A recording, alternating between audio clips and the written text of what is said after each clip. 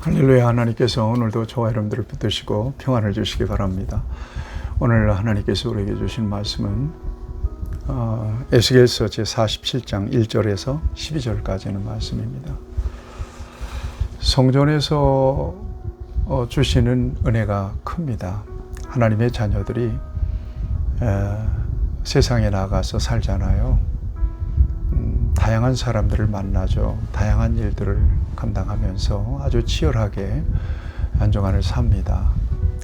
집중해서 얼마나 하나님을 생각하고 또 묵상하고 또 하나님 마음을 헤아리고 또 하나님 기뻐하시는 삶을 추구하는 그런 시간들을 얼마나 갖게 될까 사실 의문이에요.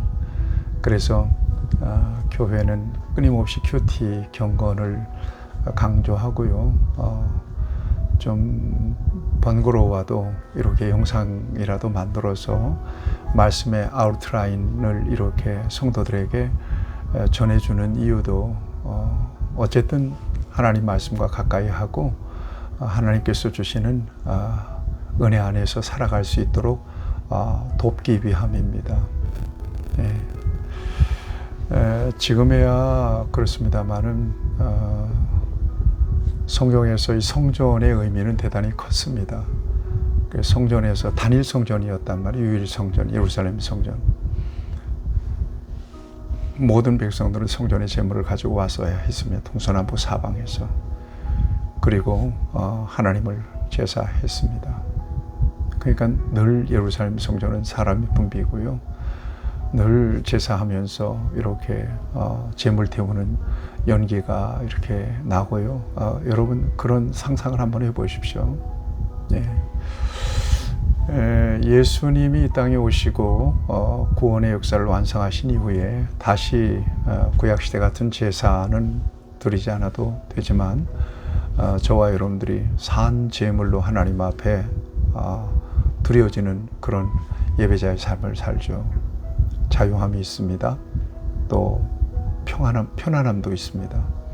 그렇지만 예배의 의미, 또 성전의 의미와 그 예배의 정신은 저와 여러분들이 결코 간과해서도 잊어서도 소홀히해서도 안 된다는 것을 기억하시면서 하나님 앞에 나가서 예배하는 성전이 있다는 것, 또 예배당이 있다는 것, 함께 예배할 수 있는 예배자들이 함께 영적인 가족들이 있다는 것, 또 영적 지도자가 있다는 것, 영적인 중보자들이 있다는 것, 이것은 우리 인생에 있어서 가장 중요한 자산입니다. 자산. 여러분 기억하시면서 우리 예배 공동체, 성전 공동체, 그리고 예배와 모든 지체들을 위해서 끊임없이 중보하시고요. 또 축복하는 저와 여러분들이 될 수 있기를 간절히 바랍니다. 오늘 본문에 보면 성전에서 물이 흘러나와서 그 물이 흘러가는 곳에 놀라운 생명의 역사들이 회복의 역사들이 나타나는 그 현장을 우리에게 보여주십니다. 환상을 통해서 에스겔을 보여주시는 말씀입니다. 하나님의 성전 문지방 밑에서 흘러나오는 물이 흘러나옵니다. 이 환상을 에스겔이 보게 됩니다. 성전은 동쪽을 향해 있는데요. 문지방 밑에서 물이 솟아나는 겁니다. 그리고 동쪽으로 흐르고요. 성전 오른쪽 아래 제단의 남쪽으로 이제 물이 이렇게 문지방 밑에서 흘러나온 물이 흘러가는 겁니다. 이 환상을 안내하는 천사죠. 천사가 줄을 가지고 1,000척을 측량하죠. 오늘 우리의 길이를 환상하면 525m 측정하면서 에스겔을 건너가게 합니다. 그 물을 건너가게 합니다. 처음에는 발목까지 차던 물이 나중에는 무릎, 나중에는 허리, 이 다음에는 4절 5절에 보면 건널 수 없는 강이 돼요. 이 물에 대한 해석들이 굉장히 많은데요. 그 다음에 발목 신앙, 무릎 신앙, 허리 신앙, 그 다음에 요용하는 신앙, 신앙의 레벨을 또 이렇게 말씀하신 분들이 굉장히 많은데요. 어떻게 묵상하든지 간에 그 회복과 치유의 물이 성전 문지방 밑에서 솟아나서 흘러갔다 하는 것에 저와 여러분들이 좀 깊은 묵상이 필요하다. 이렇게 성전과 은혜의 삶이죠. 치유와 회복의 삶과 이렇게 굉장히 밀접하게 관련이 있다는 거죠. 오늘날에도 마찬가지입니다. 이 같은 모습은 에덴에서 흘러나온 강이 동산을 적시는 장면을 연상시켜 주시는 장면이기도 합니다. 새 성전은 회복될 에덴 동산을 예표하고요. 온 세상의 생명을 살리는 물을 흘려보내는 근원이 될 것이라고 하는 것을 오늘 본문 9절에서 말씀하고 있습니다. 9절 말씀을 같이 보실까요? 이 강물이 이르는 곳마다 번성하는 모든 생물이 살고 또 고기가 심히 많으리니 이 물이 흘러 들어가므로 바닷물이 되살아나겠고 이 강이 이르는 각처에 모든 것이 살 것이며 이렇게 되어 있습니다. 이 물이 살리는 물이 되었다는 거예요. 은혜의 물이 되었다. 회복의 물, 치유의 물이 되었다는 겁니다. 결국 성경에서 말하는 물은 성령을 의미하기도 합니다. 성령이 치유합니다. 또 말씀을 의미하기도 하죠. 말씀이 치유합니다. 결국 하나님의 은혜의 물이 흘러갈 때 그 은혜의 물에 적셔지는 모든 것이 살아나고 회복되고 치유되는 놀라운 역사가 있습니다. 오늘날도 마찬가지입니다. 하나님의 성령이 치유하고 회복시키십니다. 하나님의 말씀이 치유하고 회복시키십니다. 똑같습니다.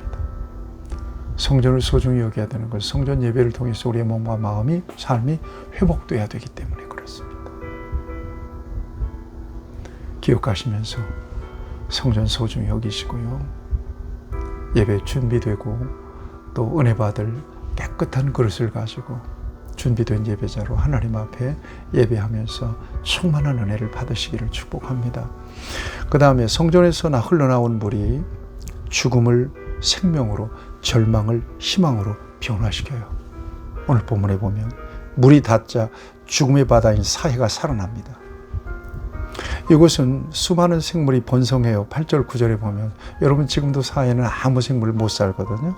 근데 이 물이 흘러가면서 사해 물이 살아납니다. 강가에 다시 어부들이 모이죠. 사해는 물고기를 잡을 수 있는 곳으로 변하며 다양한 종류의 물고기가 거기에 서식합니다. 9절 10절을 보면. 그 다음에 진벌과 갯벌은 소금을 생산하는 곳으로 남겨져서 사람들의 삶에 필요한 자원들을 공급해줘요. 11절에 보면 강 좌우에는 나무들, 각종 열매를 맺는 나무들이 끊임없이 열매를 맺습니다. 잎사귀는 약재로 쓰일 거고요. 여러분, 이런 놀라운 회복의 역사가 성전 문지방 밑에서 흘러나온 물이 흘러가는 곳에 이런 생명의 역사, 그러니까 죽은 물이 살아나고 죽은 강이 살아나고 어부들이 활동하고 또 각종 나무들이 실과를 맺는 요한계시록의 생명나무 환상이 생각나지 않습니까? 예수님이 들어오면 모든 게 다 살아납니다. 은혜가 들어오면, 성령이 들어오면 모든 건 다 살아나게 되어 있어요. 다른 거 없어요. 힘으로도 되냐, 능으로도 되냐 아니하고 오직 나의 신으로 되느니라. 성령으로 돼요. 예수님의 이름으로 돼요. 믿음으로 되는 거예요. 이 같은 회복과 치유의 역사가 은혜 안에서 저와 여러분에게도 있기를 바랍니다. 이 말씀 묵상하는 가운데 저와 여러분의 삶 가운데, 10년 가운데 이 은혜의 물이 흘러 들어가기를 바라고 놀라운 회복과 치유가 있기를 축복합니다. 하나님 아버지 은혜를 감사합니다. 우리에게 이 같은 회복, 이 같은 치유의 역사가 있기를 원합니다. 하나님이 살리십니다. 죽은 것도 살리십니다. 생명으로 약동하게 하십니다. 이런 놀라운 은혜, 놀라운 축복이 우리 귀한 성도들 삶 가운데 충만하게 임하여 주옵소서. 예수님의 이름으로 기도하옵나이다. 아멘. 여러분 축복합니다.